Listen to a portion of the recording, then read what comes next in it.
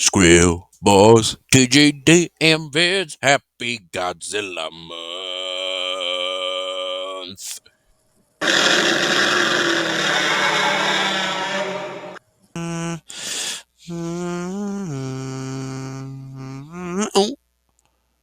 Oh, hello. Happy Godzilla month. Yeah, I know it's Thanksgiving, but I mean like it's Godzilla month. Yes, after all, November 3rd is when the King of the Monsters was born. And kind of fitting because yeah, Godzilla Minus One also released this month. And yeah, I know I'm a little bit late to the party, but hey, happy late Godzilla month, I guess. But it's better late than never. But enough of me rambling about Godzilla month. It's time to talk about what you came here to hear me talk about. Why the Monsterverse is better than the MCU now. I put it in air quotes, and you'll see why in a bit. Now, I don't want to be the one to start opinions. This is my opinion. Well, not opinions, fights. But this is just my opinion that the MCU has become so low, in my opinion, that I've just stopped following it altogether and pretty much excited for what the Monsterverse has in store rather than the MCU now. But yeah, let's get into it. But first, what is the Monsterverse? For those of you who are not in the know, the Monsterverse started in 2014 with Gareth Edwards' Godzilla 2014, or Godzilla 14, or whatever you want to call it. But and will continue with Adam Wingard's Godzilla vs. Kong. Well, I should say Godzilla and Kong, the New Empire in 2024, which just so happens to be the Monsterverse's 10th birthday.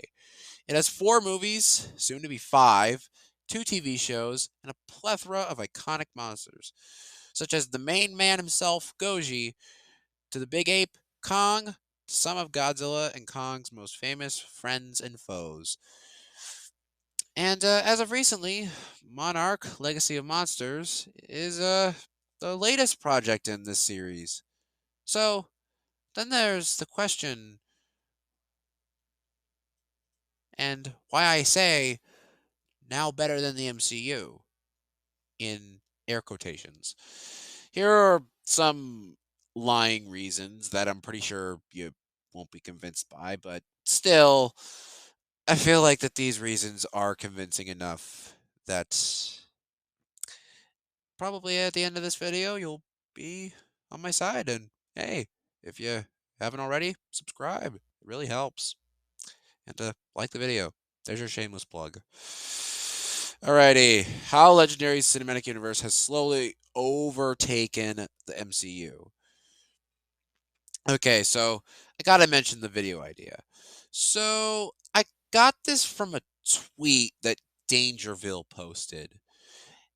And it was replying to another Twitter account, Culture Curve, saying that the Marvels pre-sales are reportedly now pacing behind The Flash, which opened at $550 million. No, $55 million before I before I set off a bunch of you. And of course, this was followed up by Dangerville saying, "The time of superheroes is over. It's now time for the era of monsters." And I kind of agree with that.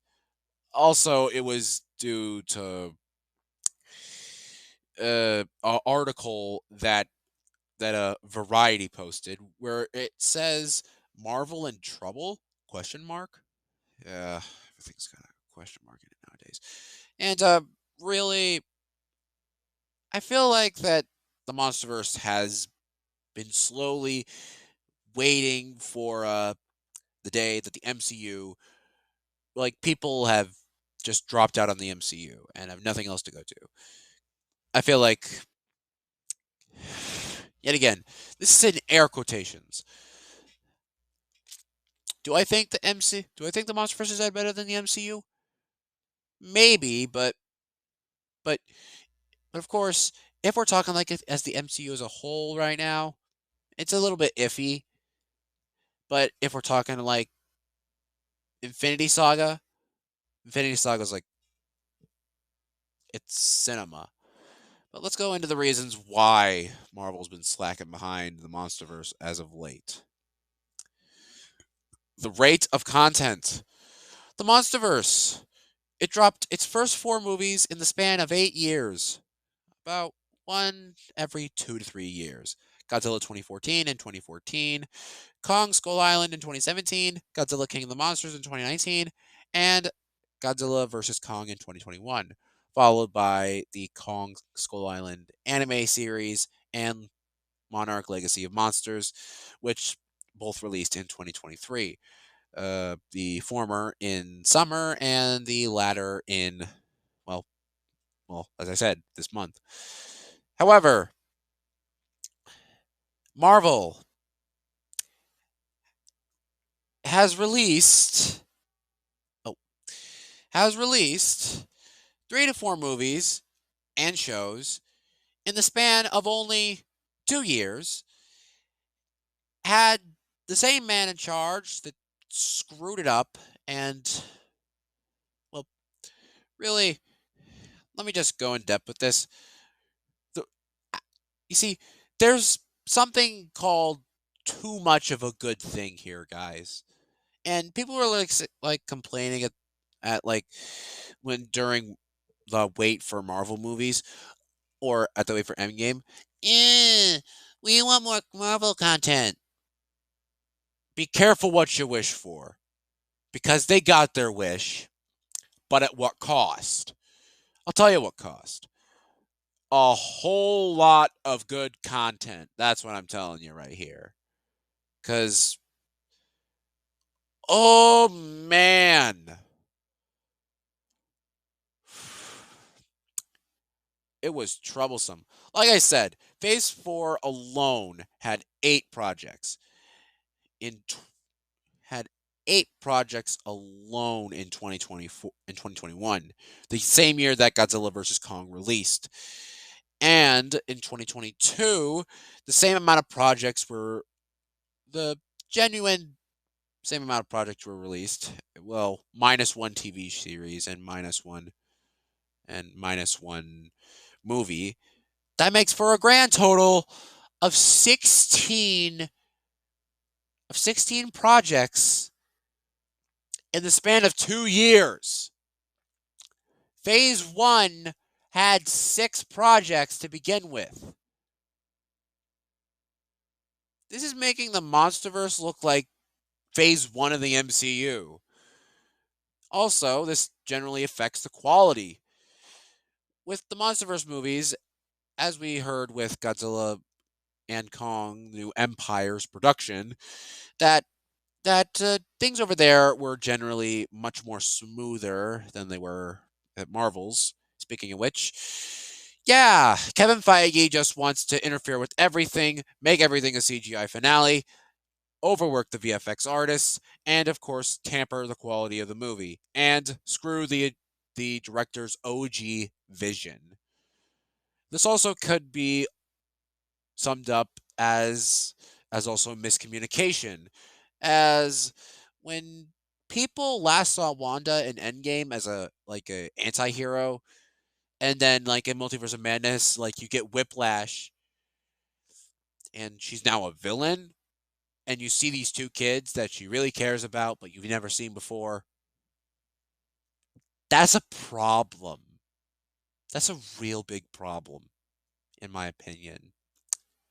What am I kidding? It's not my opinion. It's like literally every Marvel fanboy's opinion, and it's common fact around the Marvel fan base.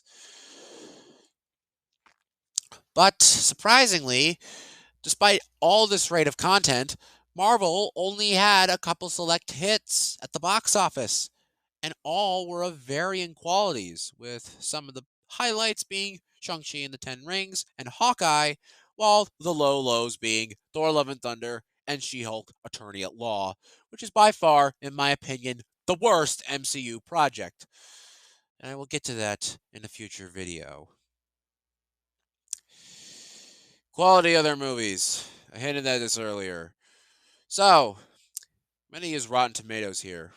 I know that the tomatoes ain't trustworthy, but I'm also gonna cite other sources like IMDb or something like that. So let's actually first start off with Marvel. Like I said, all over the map. I mean, like, sure, this scale doesn't do it justice, but the fan reactions. Oh, the fan reactions make it just absolutely glorious.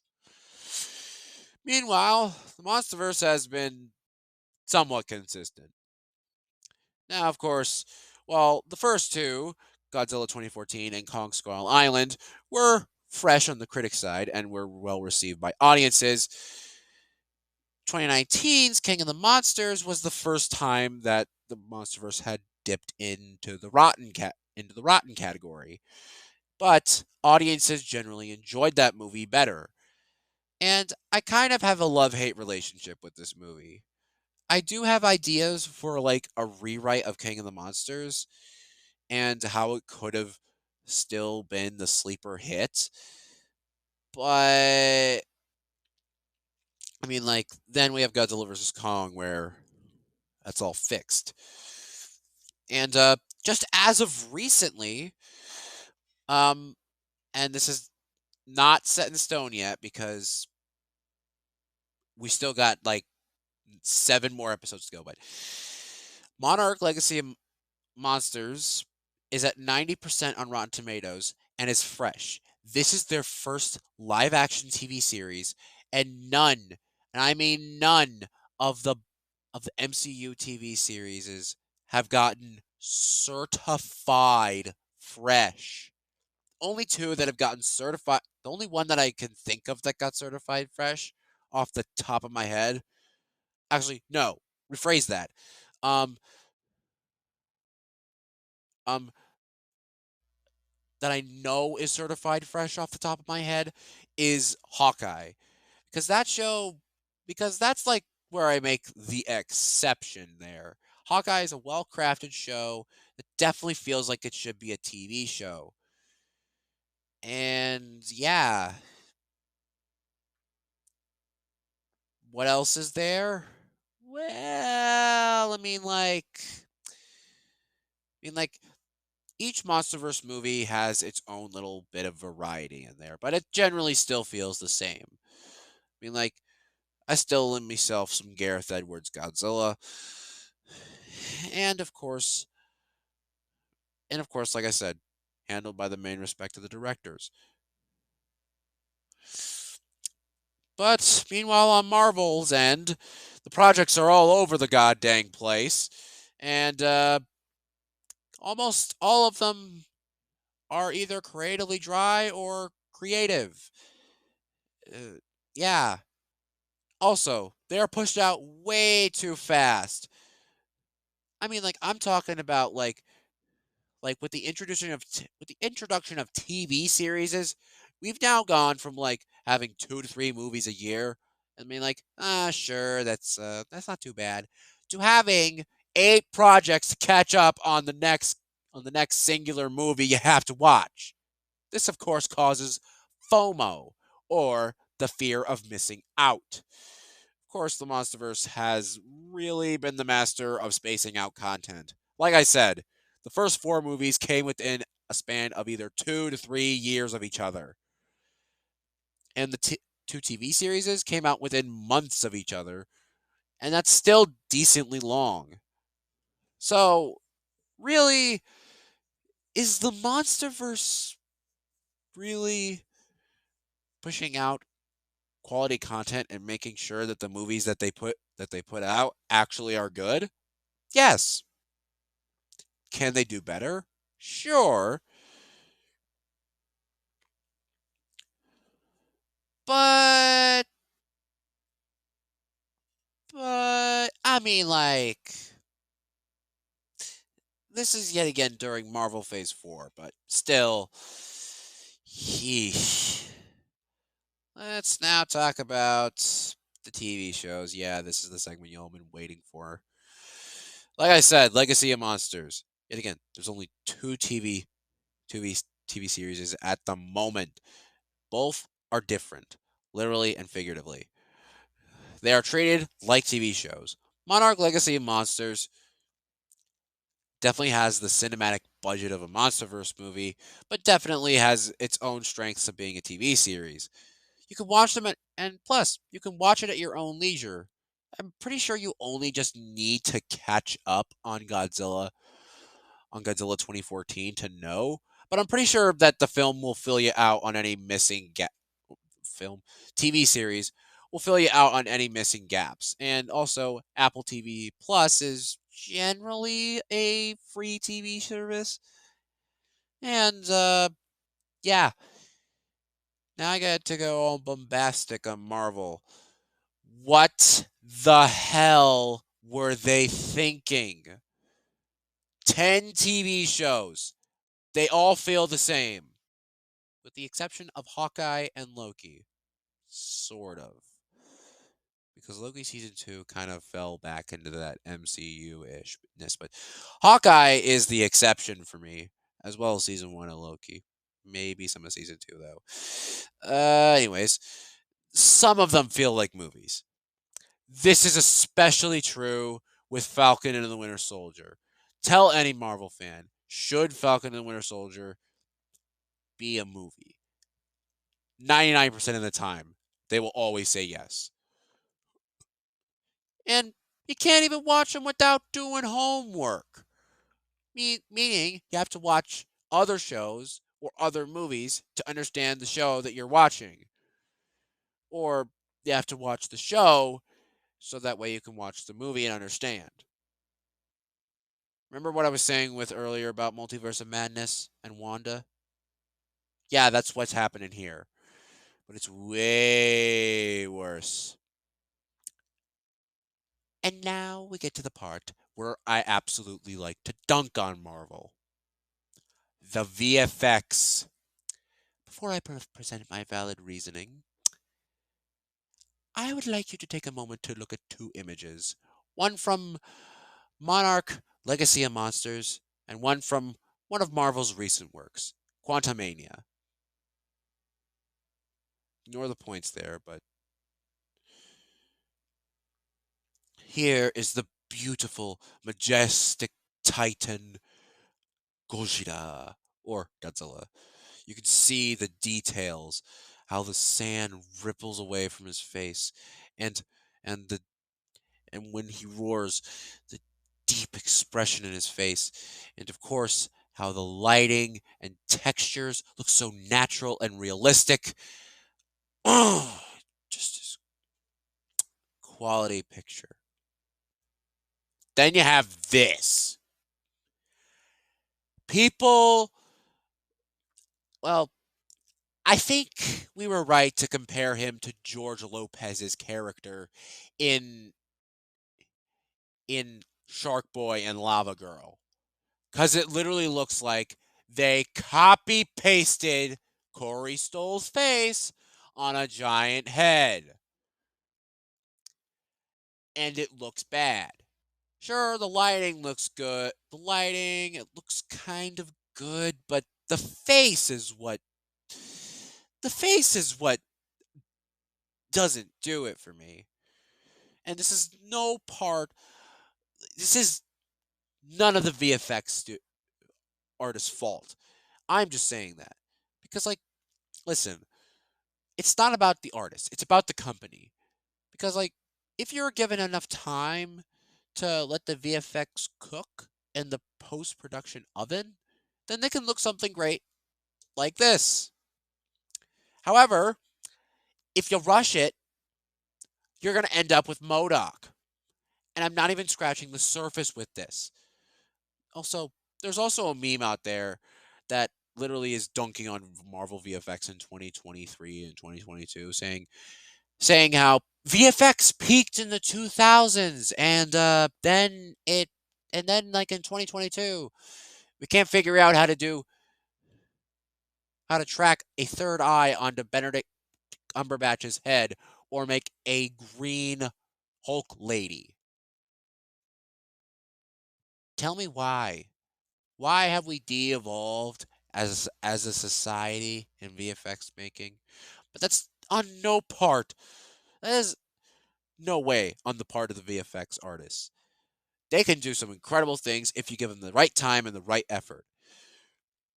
It's just that the studio, they want to they want to produce out content, and they want to feed you. They want, like, here, we'll give you new product, you give us money. And of course, then once you know that the product is bad, then it's like, oh, I fell into that trap. That's what it used to be. Now, of course, with social media, press screenings, and like people can warn other people that, oh, either this movie is good or it's bad.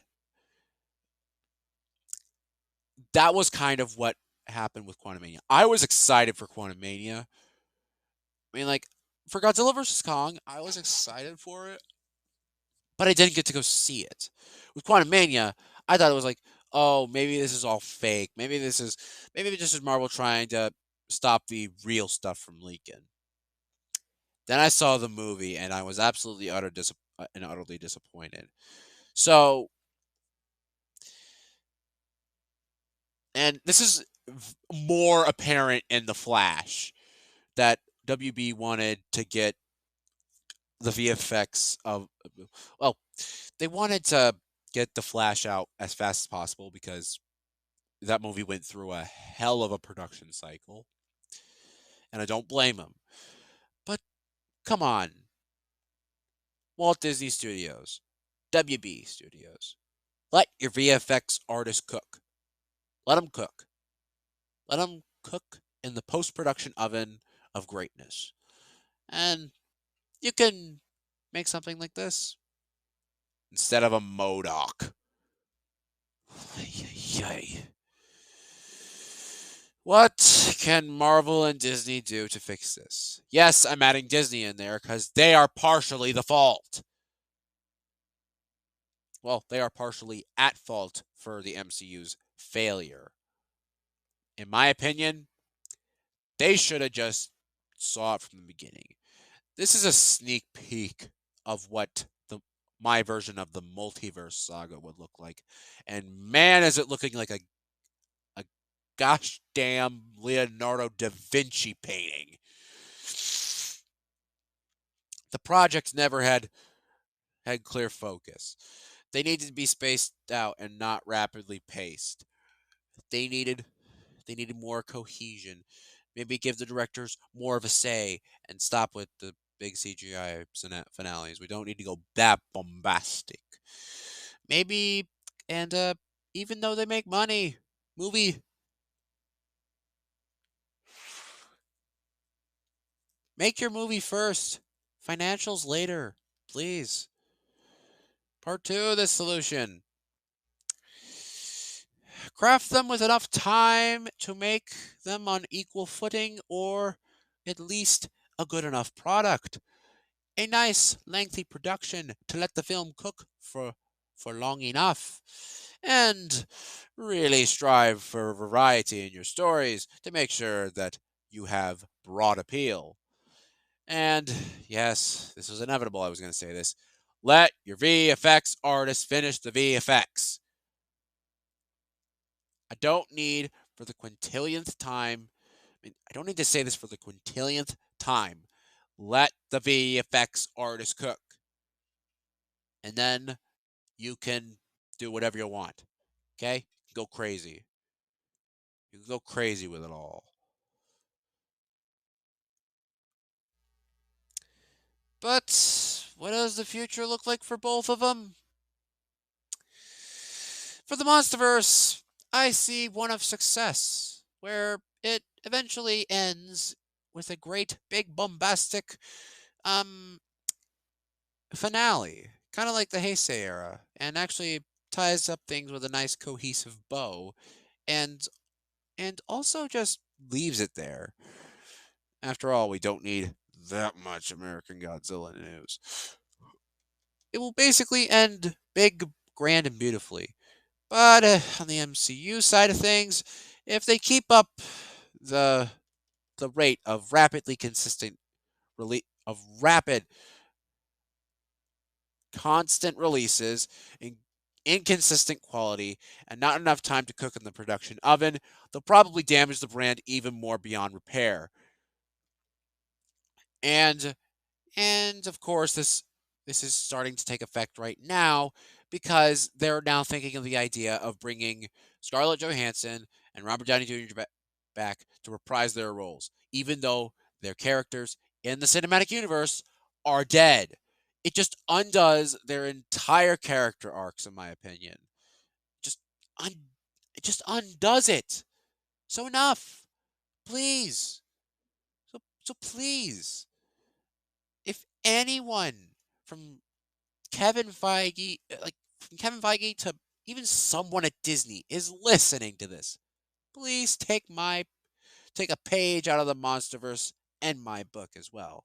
Take your time to make the multiverse saga, or you'll suffer the consequences of your own actions. I am generally giving you a warning. And really, it's kind of funny because Godzilla was a warning against atomic bombs and how dangerous they are. Yet it didn't stop us from almost going all nuclear war. But who am I to blame? But where do I? How do I end this video off? Oh, yeah, the future. I'll probably get one more Godzilla month video out, but it probably won't be until this weekend or probably next week. And then expect some Christmas content because the Christmas month is coming soon, December, and it'll be a December to remember. And what else is there? Oh yes, I do plan on doing more reviews. I recently got a Hammond collection Ankylosaur, and I also plan on rectifying of doing more Hammond collection reviews. But let's end this with an outro. Thank you so much for watching. Don't forget to super smash the subscribe button, and don't forget to give an atomic size like. And don't be shy. Comment down below and tell me how you think the Monsterverse and MCU compare. Do you like the Monsterverse? Do you like the MCU? Or do you like both? And you just don't like war. I know I do, but this isn't about politics. Anyways, thank you so much for watching. And oh, yeah, one more thing. Share this video with your friends. It makes me happy. And long live the Skrills. Happy Godzilla month, everybody.